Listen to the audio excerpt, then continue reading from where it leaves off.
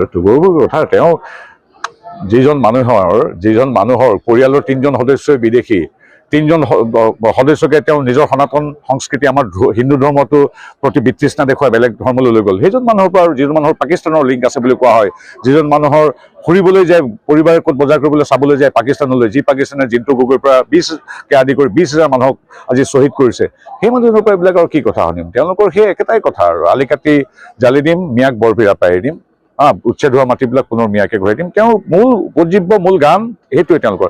তাৰ বাহিৰে আৰু হঠাতে নতুনকৈ আহোম হোৱা মানুহ উপাধিটো থাকিলেই নহ'ব নহয়। তেওঁ চক্ৰধ্বজ জয়ধ্বজ সিংহৰ কথা জানেনে? তেওঁ মোমাইল তামুলী বৰবৰুৱাৰ পৰা আতন বৰগোহাঁইলৈকে জানে? তেওঁ কাৰী পাইক নাওহলীয়া ফুকন নাওবৈচা ফুকনৰ কি পানী ফুকনৰ তাত কি অৰিহণা আছে যুঁজত তেওঁ জানেনে?